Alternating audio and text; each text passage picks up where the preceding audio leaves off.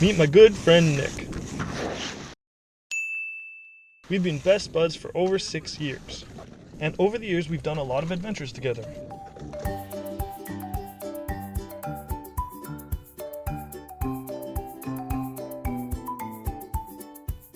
He was supposed to meet my friend Andrew and I on day 2 of my Ontario Crown Land winter camping trip. But the rain melted the ice, making it unsafe to fish. Nick and I decided we would spend the entire next day fishing. What's going on, guys? Welcome to the Yakin Pack channel. It's December 28th. We are going ice fishing today.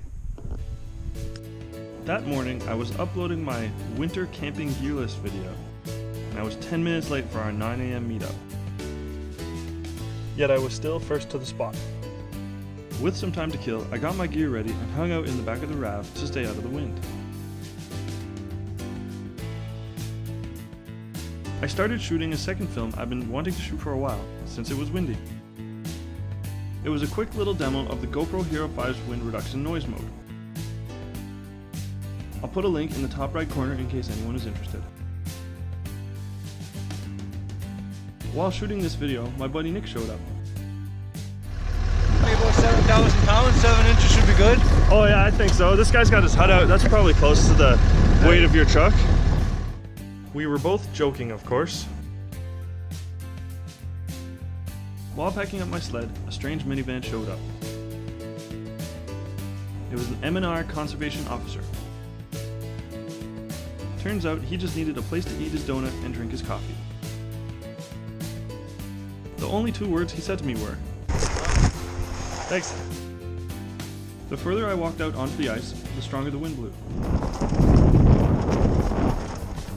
As I got closer to Nick, it appeared as if he was hunting for buried treasure. He would walk to a certain point, then take out his phone, turn a certain direction, and walk that way again for a few steps. He was actually searching for waypoints on a topographic app from previous spots we've successfully fished. So we gotta go 20 meters that way.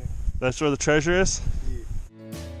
A very smart thing to do considering all the technology we now have available. Once Nick decided on a spot, we punched a few holes and dropped down. After an hour or so with no action, we decided to move locations.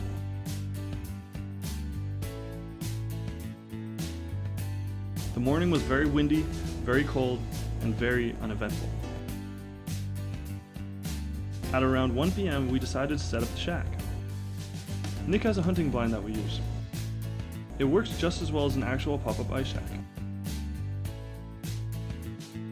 We weren't getting much action in the shack in the early afternoon, so it was time for lunch.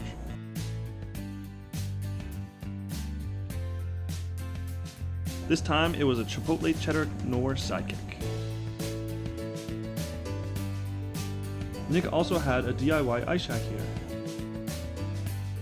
It's basically toilet paper, methyl hydrate, and a coffee can.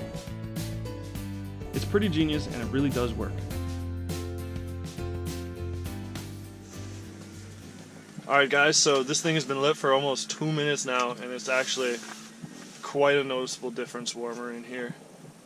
I'd compare it to having one of them little propane heaters, just a little more on the homemade MacGyver kind of side.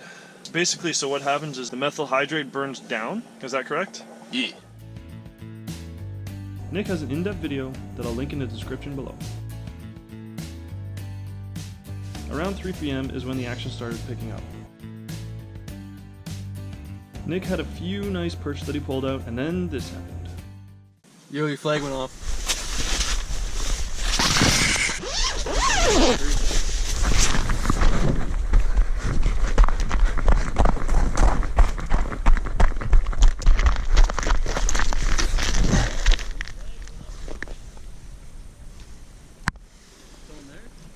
Yeah.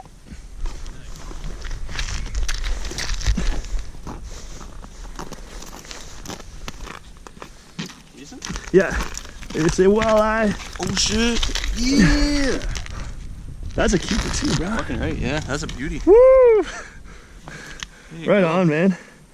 Good call on the flag. Yeah, I got an ear for that thing. Yeah, I got an ear for that thing. Yeah, I know you do. Him being able to hear the flag popping up through all the talking and noise is very similar to a mother's intuition. Here's the audio clip turned up 6 dB. I mean, you can probably do it. Yo, your flag went off. Even now, I still don't hear anything. But he did. Once you catch one good fish, you know the bite's on. Since I don't have tip-up intuition, I need to check my lines every few minutes. Here's me checking my line just a few minutes later. I'm gonna go jig that tip-up.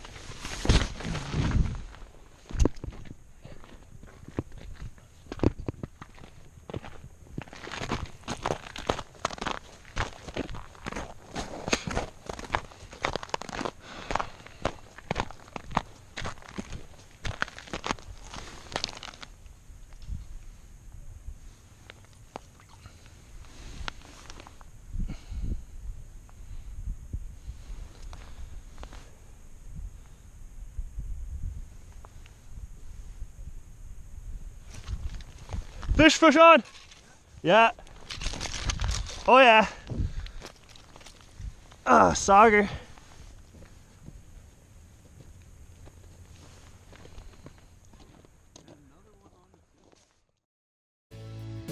Shortly after, I decided to pack up some of my gear and shoot a sunset time lapse.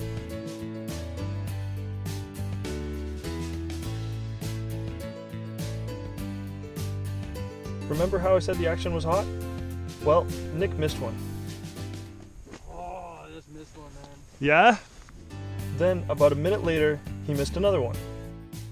Oh. He's either taking a dump or he just missed another one. Then a few seconds later. Oh, I'm watching the tip up, dog. You don't worry too much about that one. Cause I'm out here. Oh, it's moving. Yo, yo, yo, yo, yo.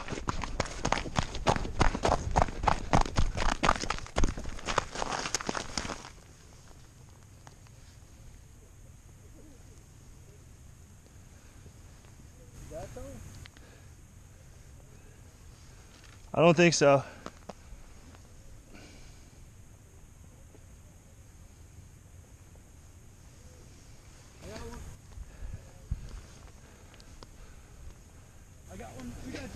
Yeah, yo, I got one too. I got a big old perch, homie. After Nick shouted he had a double header, I panicked. This is crazy. So I picked up the tip up and ran to the shack to help Nick. It turns out my line was just tangled with his. Still, a multi-species double header was pretty cool. Here's what we're ending the night on, guys. Couple nice walleye, sauger, couple big old perch.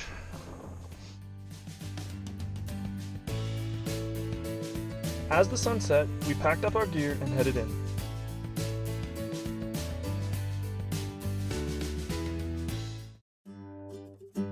I'll be honest with you, the night before this trip I wasn't exactly enthusiastic about spending the whole day fishing. I was very tired, extremely cranky, and had a lot of things to do like unpack and wash all my camping gear.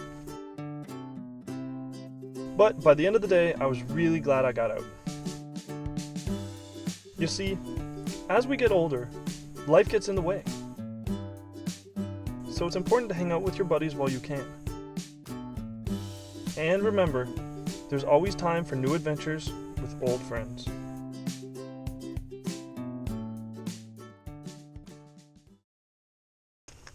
Here's 2 pro ice fishing tips. 1. Always keep your auger sharp. 2. Always be careful around sharp augers. Oh, that was stupid. I hope I didn't cut myself. Yeah, I did. Fuck. Oh shit, son. Cut myself in your auger.